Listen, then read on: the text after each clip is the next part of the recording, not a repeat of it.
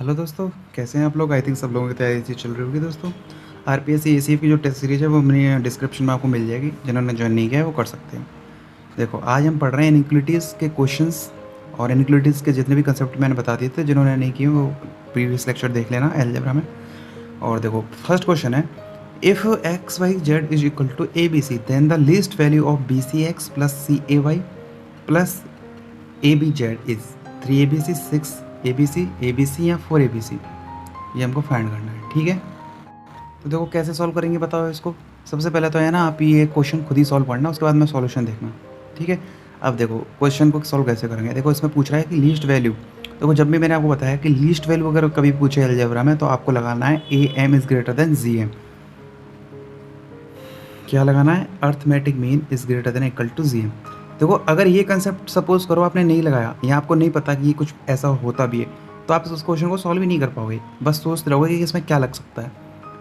क्योंकि इन्हीं को तो ट्रिक ही बोलते हैं, क्योंकि आपको देखने, लेकिन इसकी ट्रिक क्या होगी कि जैसे ही लिस्ट वैल्यू पूछे अलजेब्रा में तो AM is greater than equal to GM, simple. और यही क्वेश्चन अगर डिफरेंशियल कैलकुलस का हो और उसमें पूछे कि लिस्ट वैल्यू मैक्सिमम वैल्यू, तो वहाँ पर आपको डिफरेंशिएट करना है, सिंपली सिंपल है। अब देखो AM is greater than GM। अब देखो तीन वैल्यू है, कौन कौन सी? ABC और XYZ, ये सब वैल्यू है ना। XYZ तीन वैल्यू ये हो गई और ABC ये वैल्यू हो गई। तो आप ABC को ले लेते हैं, अगर तीन डिजिट है तो इनका अर्थमेटिक मीन क्या हो जाएगा? A plus B plus C by 3 is greater than equal to A into B into C 1/3। कोई इश्यू यहाँ तक नहीं होगा। अब देखो पूछ किसकी रहा है, ये एक रिजल्ट आया है मेरे पास में, ठीक है ना। ये एक रिजल्ट आया है, किसके आया? AM is greater than GM के थ्रू। अब पूछ किसके लिए रहा है? BCX plus CA plus ABZ के लिए पूछ रहा है। तो ये भी तीन डिजिट होंगे, एक 3 से इनकी लिस्ट वैल्यू पूछ रहा है ना, तो 1 2 एंड 3। तो अगर ये 3 वैल्यू मैं इनको कंसिडर करूँ तो इनका अर्थमेटिक मीन क्या हो जाएगा? BCX plus CAY plus ABZ upon 3 is greater than equal to BCX into CAY into ABZ का होल ब्रैकेट में 1/3। कोई दिक्कत यहाँ तक नहीं। देखो अब इसी का तो वैल्यू फाइंड करना है आपको, इससे तुमको छेड़छाड़ करनी नहीं है, ठीक है ना। इसी की वैल्यू निकालनी है, इसलिए तो आगे कैसे जाऊँगा। देखो BCX plus CAY plus ABZ upon 3। अब देखो XYZ सिंगल टाइम है, A 2 बार हो गया, B 2 बार हो गया, C 2 बार हो गया। तो देखो A square B square C square into XYZ की पावर 1/3। क्लियर है यहाँ तक? देखो आगे, देखो किसकी वैल्यू निकालनी है? इसकी। तो देखो BCX plus CAY plus ABZ यही फाइंड करना है, is greater than equal to देखो A स्क्वायर XYZ की वैल्यू क्या हो जाएगी? XYZ इक्वल टू गिवन है ABC। क्वेश्चन में क्या है? गिवन है ABC। देखो तो मैं यहाँ पर पुट कर सकता हूँ XYZ को। तो ABC अगर मैं पुट करूँगा तो ये हो जाएगा AQ BQ and CQ। AQ BQ CQ मतलब क्या हो गया? ABC का होल क्यूब। अगर ABC का होल क्यूब हो गया वो ऊपर से 1/3, तो 1/3 से 3 कैंसिल हो जाएगा ऊपर वाला होल क्यूब वाला। तो बचेगा कितना? सिर्फ ओनली ABC, और 3 यहाँ से मल्टीप्लाई हो जाएगा, तो क्या हो जाएगा? ये 3ABC। कैलकुलेशन समझ में आई दोस्तों कि नहीं आई? XYZ equal to ABC, AQ BQ and CQ। ABC का होल क्यूब, क्यूब से थ्राइस कट, बचा कितना? Only ABC। Already here 3 multiplied by 3। Hence BCX plus CAY plus ABZ is greater than or equal to 3ABC, means least value of this function 3ABC will be 3ABC। यानी answer क्या हो जाएगा? तो question simple था लेकिन देखने में अटपटा लग रहा था। तो जब भी लीस्ट मैक्सिमम कैसा कुछ भी आ जाए अलजेब्रा में तो बिना सोचे समझे AM is greater than GM लगा देना। अब देखो क्वेश्चन नंबर नेक्स्ट है दोस्तों, if the roots of the equation क्या है? x4 minus 8x cube BX square CX plus 16 is equal to 0 are positive, then B is equal to 8 is equal to C। ठीक है, B और C की वैल्यू कितनी है? 8, या फिर B is equal to -24 C is equal to -32 B is equal to 24 C -32 B 24 C 32। अब आपने एक चीज़ नोटिस की होगी, ऐसे same to same question RPSC ACF के 2011 वाले पेपर में पूछे गए, आप चेक कर सकते हो, जिसमें एक इस तरीके की क्वेश्चन होती है या क्यूबिक भी होती थी। तो देखो आज इस तरीके के क्वेश्चन सॉल्व करना सीखते हैं। तो पहले तो खुद ही करना, उसके बाद में सॉल्यूशन देखना। देखो किस तरीके से इसको सॉल्व करेंगे, है ना। तो अगर आपको वैसे आइडिया होगा कि इसमें क्या लगेगा तो देखो पहली बात तो ये एक्स की पावर 4 में है, ठीक है। तो एक्स की पावर अगर 4 में है तो लिख लेता हूँ इसको एक बार, x4 minus 8x³ plus bx² plus cx plus के 16 इजकल टू 0, ये इक्वेशन है, ठीक।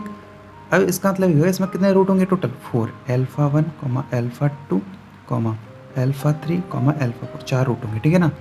अब इससे रिलेटेड यानी कि ये जो 4 टाइम्स अगर कोई पावर में कोई इक्वेशन होती है तो उसके पीछे लॉजिक क्या होता है, सम और प्रोडक्ट का, वो आपको आना चाहिए। अगर वो नहीं आता, देखो ये क्वेश्चन आप किससे अटैच हो गया, जो आपके वो क्वेश्चन पढ़े हुए ना आपने क्यूबिक वाले या फिर पोलोनोमियल वाले, तो उसमें जो रूट बताते थे, प्लस क्या होता है, सम क्या होता है, उनका प्रोडक्ट क्या होता है, रूट्स का, तो वो उसी पे बेस्ड हो गया ये क्वेश्चन। तो ये अटैच हो गया उससे, यानी कि कहने का मतलब ये है कि अलजेब्रा जो होती है ना वो हर जगह किसी भी वे में किसी भी रूप में पूछी जा सकती है, या वो कैलकुलेशन का पार्ट होती है, वो आपको आना चाहिए।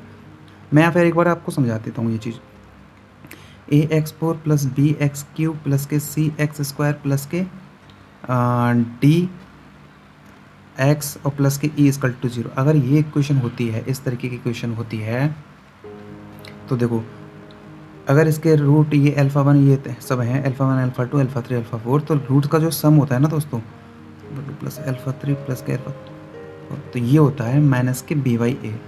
कैसे आता है माइनस के b/a, कैसे आता है, देखो यहाँ से स्टार्ट करते हैं, ये प्लस हो गया, ये माइनस, ये प्लस, ये माइनस और ये प्लस, ठीक है। ये साइन का मतलब साइन इस तरीके से दिए जाते हैं, स्टार्टिंग करते हैं जिसकी पावर आई होती है वो प्लस से, और जब सेकंड वाला आता है तो माइनस के b/a हो गया, ठीक। अब देखो इसके बाद में प्रोडक्ट α1 इंटू α2 इंटू α3 इंटू α4, ये होता है आपका e अपॉन लास्ट वाला e अपॉन a, ठीक है, e अपॉन a हो गया। मैंने स्मॉल ले लिया, वो उससे फ़र्क नहीं पड़ता, ठीक है, प्लस का e/a हो गया। अब इसके बाद में देखो α1 into α2 plus α1 into α3 plus α1 into α4 plus α2 into α3 और प्लस α2 इंटू α4, और इसके बाद में यहीं लिख देता हूँ इसको यार, α2 इंटू α4 हो गया, और बचा कितना, α3 बचा है और α4 बचा है। ये जो होता है ना, ये होता है तुम्हारा आगे वाला, ये इसके बाद वाला प्लस सम के बाद में। फिर देखो मैंने ये यहाँ पे लिख दिया है, ये सबसे एंड का पॉइंट आता है, लेकिन ये मैंने इसलिए लिख दिया क्योंकि अपने जो क्वाड्रेटिक रहती है उसमें दो ही पढ़ते हैं, alpha plus beta into alpha into beta, तो दोनों इसलिए बता दी क्योंकि ये स्टार्टिंग का होता है वो सेकंड वाला होता है, और जो प्रोडक्ट वाला होता है वो लास्ट वाला आ जाता है, ठीक है। उसके बाद में जो नेक्स्ट इस तरीके जो इक्वेशन आती है वो होती है थर्ड वाली, ठीक है। तो ये क्या जाएगा, c/a हो जाएगा। बोलो यहाँ तक कोई दिक्कत, ये आपको यहाँ तक समझ में आया कि ये तीनों चीज़ मैंने कैसे लिखी है, ठीक है, ठीक है जी। एक वाले ले लिए सब सिंगल वाले हो गए, इसके बाद मैंने डबल वाले ले लिए, अब बचा ट्रिपल वाला। देखो ट्रिपल वाला कैसे आएगा, इसी तरीके से होता है ये सीक्वेंस, जितनी पावर हो सबसे पहले सिंगल वाला, देखो सिंगल मतलब रूट सिंगल, उसके बाद डबल वाला, ये डबल वाला हो गया, उसके बाद मैं ट्रिपल ले रहा हूँ, मैंने यहाँ पे लिख दिया है वो एक साथ में, वो एक अलग चीज़ है ना। इसके बाद डबल के बाद में ट्रिपल वाला, देखो ट्रिपल वाला कैसे आएगा, α1 into α2 into α3 plus α1 into α2 into α4 plus α2 into α3 into α4 plus, आपको समझ में आ रहा होगा मैं किस तरीके से सीक्वेंस बना रहा हूँ, और लास्ट क्या हो रहा है, α1 इंटू α3 और α4। ये जो होगा वो नेक्स्ट वाला होगा, नेक्स्ट कौन सा है इसमें, सी तक हो गया, बचा डी, तो माइनस के d/a हो जाएगा, सिंपल। अब माइनस के d/a हो गया, देखो 3 वाले हो गए, अब फोर्थ वाला क्या हो गया, ये हो गया α1 इंटू α2 इंटू α3 इंटू α4, वो लास्ट वाला हो गया, सिंपल। तो इस तरीके से ये रूट्स फाइंड करने का तरीका होता है। तो इस क्वेश्चन के बहाने मैंने आपको रूट्स का प्रोडक्ट और सम किस तरीके से किया जाता है वो मैंने आपको बता दिया। ये आपका कंसेप्ट आई थिंक क्लियर हो गया होगा। अब चलते हैं क्वेश्चन पे, क्योंकि ये क्वेश्चन में यूज़ होंगे दोस्तों।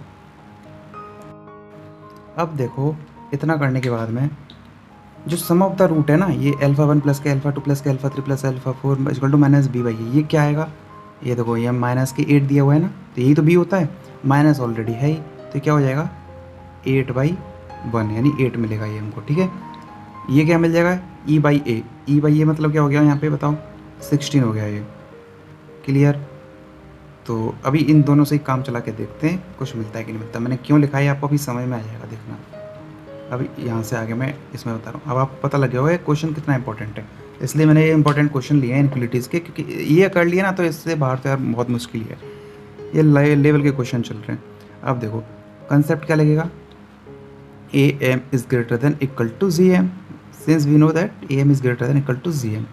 अब देखो अगर roots alpha 1 alpha 2 alpha 3 alpha 4 हैं तो इनका सम क्या हो जाएगा, ए एम क्या हो जाएगा इनका मतलब alpha 4/4 is greater than equal to alpha 1 into alpha 2 into alpha 3 into alpha 4 हो जाएगा ये। क्लियर। और इसके बाद कितनी हो जाएगी 1/4 हो जाएगी। अब देखो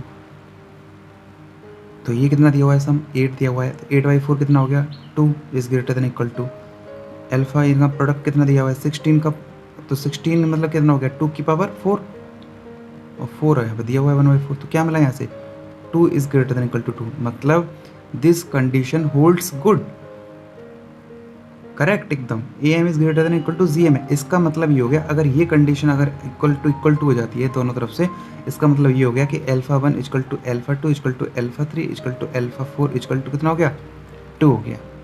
क्लियर है यहाँ तक। अब देखो आगे चलते हैं, अगर ये सब 2 है ठीक है, तो अब देखो हमको क्या निकालना है, हमको बी निकालना है ना सबसे पहले। अब बी देखो कहाँ आ रहा है इसमें, यानी बी का मतलब देखो यहाँ पर क्या हो गया, ये ए बी सी, हमारी जो इक्वेशन थी वो कौन सी थी, ये वाली, हमको सी के अकॉर्डिंग देखना है। क्वेश्चन में बी पूछा है वो एक अलग चीज़ है, हमको सी निकालना है एक तरीके से, ठीक है। तो देखो सी किस में कौन से फॉर्मूले में आ रहा है, सी बाई ए यहाँ आ रहा है, सी बाई ए, तो हमको इस वाले की वैल्यू निकालनी है, ठीक है। तो देखो अगर मैं इन इक्वेशन को नेम दे देता हूँ, ठीक है, जिससे आपका डाउट नहीं रहेगा। देखो ये हो गई 1, ये हो गई 2, ये हो गई 3 और ये हो गई 4, ठीक। अब देखो तो हमको निकालना है ये वाला बी, यानी थर्ड टर्म निकालना है, स्क्वायर वाला निकालना है। स्क्वायर किस में आ रहा है यहाँ पे, यानी सी वाला टर्म निकालना है। तो सी के लिए कौन सी इक्वेशन होगी 3, तो बाई इक्वेशन नंबर 3। तो देखो अल्फ़ा 1 अल्फ़ा 2 सब हमारे पास 2 है, मतलब 2 आया है ये निकल के, ठीक है। तो देखो ये कितना हो जाएगा, ये कितना हो जाएगा 2 इंटू 2 4, तो यानी सारी चीज़ें 4 हो जाएंगी, क्योंकि ये भी अल्फ़ा 1 यानी 2 है, तो अल्फ़ा 3 2 इंटू 2 4, तो ये सारे क्या हो जाएंगे 4। तो इनका सम देखो क्या आएगा, ये 4 4 4 3 टाइम्स 4 12 और 3 टाइम्स यानी 24 आ गया, कितना आ गया 24। तो और ए की वैल्यू कितना हो जाएगी 1, तो सी इक्वल टू क्या मिल गया हमारे पास 24। सी बाई ए क्या हो गया एक तरीके से, ए तो हमारे पास 1 है, देखो ए क्या था यहाँ पे 1, ए एक्स 4, तो सी की वैल्यू क्या मिल गई हमारे पास 24 मिल गई। क्लियर, यहाँ तक कोई डाउट किसी भी तरीके का। सी अगर 24 है इस इक्वेशन के अकॉर्डिंग, क्योंकि देखो इन इक्वेशन से कंफ्यूज मत होना, ये सी मैंने इसके लिए निकालना है, और सी की वो जो वैल्यू है वो यहाँ पर कितनी दी हुई है बी दी हुई है, हैंस बी इक्वल टू क्या आ जाएगा 24 आ जाएगा। ये पहला आंसर आ गया हमारा, ठीक है। अब देखो क्या निकालना है इसके बाद में, सी की वैल्यू निकालनी है। अगर इसमें सी मतलब क्या हो गया, यानी एक्स वाला टर्म यहाँ पर क्या है डी है, तो हमको डी की वैल्यू फाइंड करनी है। तो डी किस में आ रहा है, देखो यहाँ पर आ रहा है इक्वेशन नंबर 4 में, तो बाई इक्वेशन नंबर 4, देखो इक्वेशन नंबर 4 से क्या मिल जाएगा 2 इंटू 2 इंटू 2 कितना हो गया 8, तो 8 8 8 8 कितना हो गया 32, तो डी वाई कितना हो जाएगा, देखो ए की वैल्यू 1, तो डी इक्वल टू कितना हो जाएगा ये 32 यानी माइनस के 32। अगर डी इक्वल टू 32 है तो इसमें एक्स क्या है वो चीज़ सी, तो सी क्या हो जाएगा यहाँ पे 32 हो जाएगा माइनस के, ठीक है ना दोस्तों। तो यही आंसर हो जाएंगे। आंसर क्या हो गए कि बी इक्वल टू 24 और सी इक्वल टू -32, यानी कि आंसर हो जाएगा सी। आंसर क्या हो जाएगा दिस वन आंसर हो जाएगा। क्लियर है डाउट, कोई भी प्रॉब्लम हो कोई भी एजुटेशन हो पूछ सकते हो कमेंट में करके, नो डाउट, ठीक है। तो देखो बस ये है थोड़ी कन्फ्यूजन वाली बात इसलिए होगी क्योंकि मैंने यहाँ पर capital A capital B capital C लिया है कि जो इससे मैच कर रहे हैं ना, तो वो बस यार थोड़ा उसको ध्यान दे लेना कि जो यहाँ पर सी है वो यहाँ पर बी है और जो यहाँ पर डी है वो यहाँ पर सी है। तो मैंने इसके अकॉर्डिंग निकाली है सारी चीज़ें और बाद में मैंने उसके इक्वल रख दिए। I hope this important question आपको समझ में आया होगा और आपको ये भी पता लग गया होगा कि क्वेश्चन कितना इंपॉर्टेंट है, ठीक है दोस्तों। अब देखो दोस्तों कुछ इस टाइप के भी क्वेश्चन देख लेते हैं कि आपसे पूछे जाते हैं ना कि सॉल्यूशन सेट फाइंड करो, सेट मतलब वो डोमेन रेंज कि उसमें क्या रहता है, कि मतलब उसका जो सॉल्यूशन है वो किस रेंज में आता है, तो उस तरह के क्वेश्चन भी देख लेते हैं। आपने देखेंगे इस तरह से भी क्वेश्चन पूछे जाते हैं। तो वैसे ये सिंपल ही होते हैं और ईजी होते हैं। देखो कैसे होगा देख लेते हैं। तो सबसे पहले इनको सॉल्व करना है तो इक्वेशन की तरह सॉल्व करते हैं सिंपली, ठीक है।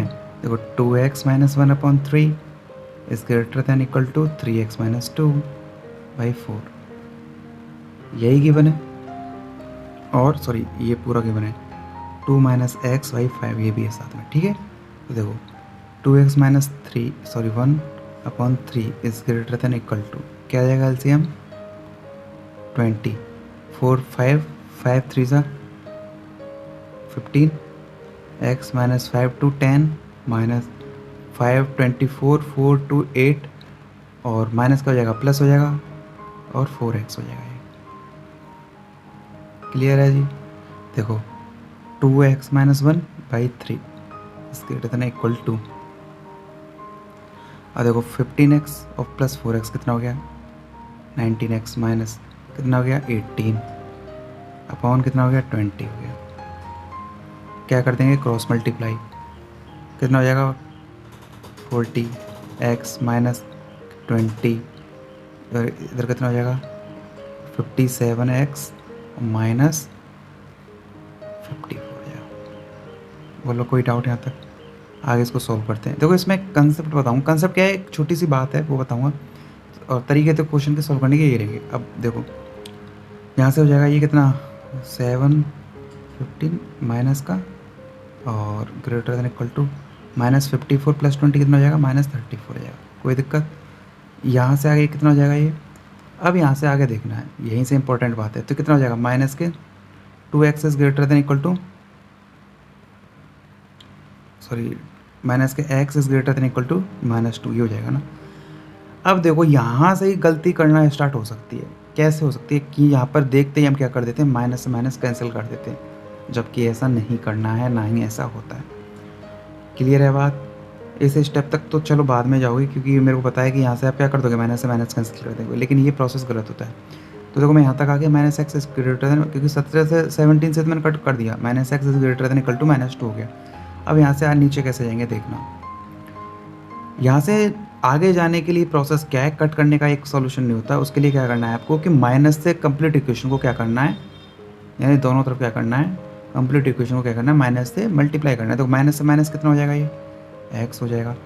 अब माइनस से जैसे ही ये जाएगा ना तो इसका साइन चेंज हो जाता है दोस्तों, और ये कितना हो जाएगा 2 हो जाएगा। जब साइन चेंज होता है, या फिर यूँ कह लो कि इधर से अगर देखूँ माइनस को हटाना है तो क्या हो जाएंगे, ये जो साइन होता है ये भी चेंज हो जाएगा। ठीक है, इक्वलिटी का जो साइन है वो क्या हो जाएगा, चेंज हो जाएगा। तो ये आ जाएगा आपका, और इसका मतलब क्या हो गया, अगर आपसे पूछूँ एक्स कहाँ बिलोंग कर रहा है, एक्स बिलोंग कर रहा है तो 2 से कम है तो माइनस इन्फिनिटी, और इन्फिनिटी पे क्या आ जाता है ओपन ब्रैकेट आ जाता है, और 2 तक है तो 2 आ जाएगा। लेकिन क्या है great is less than equal to है, यानी कि 2 के इक्वल तो है ही है, तो ये आंसर हो जाएगा आपका। तो सेट ऑफ द सॉल्यूशन कैसे फाइंड किया जाता है, आई थिंक ये आपको आया होगा। फिर भी कोई डाउट हो कमेंट करके पूछ सकते हो मेरे से। ये थोड़े इंपॉर्टेंट क्वेश्चन इसलिए हो जाते हैं क्योंकि क्वेश्चन पूछे जाते हैं इनइक्वालिटीज़ में। देखो भाइयों next question, the number of the real values of parameter k for which this equation log on the base 16x का whole square minus k 16 on the base 16 log x plus k log 16k equal to 0 will have exactly one solution is, और option दिए हुए हैं a equal to 0, b दिया हुआ है 10 2, c दिया हुआ है 1 और d दिया हुआ है 4। देखो कैसे सॉल्व करेंगे। तो देखो इस क्वेश्चन को सॉल्व करने के लिए हमको पूछ कर रहा है कि अगर will have exactly one solution is, तो उस पैरामीटर k की जो वैल्यू है वो क्या होगी। देखिए कंडीशन दे दी उसने कि एक्जैक्ट, देखो इन चीज़ों का मतलब होता है, इनको हम क्या कर देते हैं छोड़ देते हैं, अरे इसको हटाओ, हमको तो इसको सॉल्व करना है डायरेक्ट खत्म बात। ऐसा नहीं है, कंप्लीट इक्वेशन में अगर कोई चीज़ दी हुई कोई बात बोली हुई है तो कुछ उसका कोई महत्व होगा। ठीक है, तो सबसे पहले इक्वेशन लिखता हूँ, log 16x का whole square minus log 16x और plus k log 16k। Clear है? तो सबसे पहले मैं किसकी वैल्यू निकालता हूँ इसमें, log एक तरीके से ये क्या है x मानो इसको, एक्स स्क्वायर माइनस के एक्स प्लस के कॉन्स्टेंट इक्वल 0। तो इसमें क्या किसकी वैल्यू आएगी, इसकी वैल्यू फाइंड हो रही है। देखो log 16x इक्वल टू क्या हो जाएगा, आपको फॉर्मूला आता ही होगा, माइनस के B plus minus under root B square minus के 4ac अपन कैसा है 2a हो जाता है। किसकी वैल्यू होती है, x की वैल्यू होती है। ठीक है ना, देखो उसी तरीके से तो माइनस बी क्या हो जाएगा, यहाँ पे ये होता है भाई, ये आपको आता है कि नहीं आता है, ये किसके लिए होता है x square plus x square plus b x plus c की इक्वल टू 0 के लिए एक्स इक्वल टू क्या होता है माइनस बी प्लस माइनस, तो यही फॉर्मूला यूज़ कर रहा हूँ यहाँ पे। ठीक है ना, ये बी हो जाएगा, मतलब इसका कोफिशिएंट क्या हो गया कंप्लीट का 1 -1, तो -1 मतलब ये हो गया -1 यानी +1 हो गया ये। ठीक है, plus minus under root B square, तो बी स्क्वायर मतलब क्या हो गया 1 माइनस 4a कितना हो गया 1, क्योंकि ये कंप्लीट क्या है एक्स की तरह कंसिडर कर रहा हूँ, log 16x को कंप्लीट एक्स मान के चल रहा हूँ, और ये सी क्या हो जाएगा, ये हो जाएगा। तो log 16 k upon 2a। Any doubt? उसके बाद देखो अभी इसने कह दिया फॉर एग्जैक्टली वन सॉल्यूशन। अगर फॉर एग्जैक्टली वन सॉल्यूशन, इसका मतलब क्या हो गया? देखो अगर इसका एग्जैक्टली वन सॉल्यूशन है तो मतलब ये जो वैल्यू है ये वाली पॉजिटिव होगी, स्क्वायर रूट की वैल्यू क्या होगी? पॉजिटिव होगी, इमेजिनरी हो नहीं सकती। तो क्या हो जाएगा 1 - 4 log 16k is equal to 0। ठीक है यहाँ तक।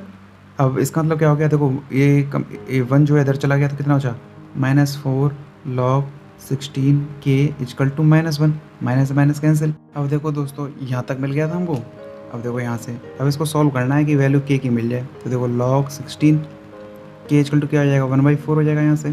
कोई डाउट? अब देखो k फाइंड करना है तो k क्या हो जाएगा ऑन द बेस 16 है ना, तो 16 की पावर कितना आएगी 1/4 हो जाएगी। ये प्रॉपर्टी आती होगी आपने। अब देखो k क्या मिल जाएगा यहाँ से, ये कितना हो जाएगा 2 की पावर कितना हो गया 4 और ये 1/4, 4 से 4 कैंसिल, k मिल कितना मिल गया 2 मिल गया। तो यही आंसर हो जाएगा आपका। तो आई थिंक दोस्तों ये क्वेश्चन आपको समझ में आया होगा। इतना ये क्वेश्चन टफ था नहीं, ठीक है ना। और फिर भी अगर कोई डाउट हो तो मेरे को कमेंट करके पूछ सकते हो। और इस तरीके से देखो solution of the set and inequalities find की जाती हैं। और नेक्स्ट टॉपिक हम देखेंगे अलजेब्रा में, ठीक है ना। तो फिर भी अगर कोई आपका कोई क्वेश्चन हो माइंड में या फिर कोई भी आपको डाउट हो तो आप मेरे को कमेंट करके पूछ सकते हो, ठीक है। और मिलते हैं नेक्स्ट वीडियो में नेक्स्ट टॉपिक के साथ में। लाइक करना, कमेंट करना, सब्सक्राइब करना दोस्तों के साथ में। Bye bye, take care.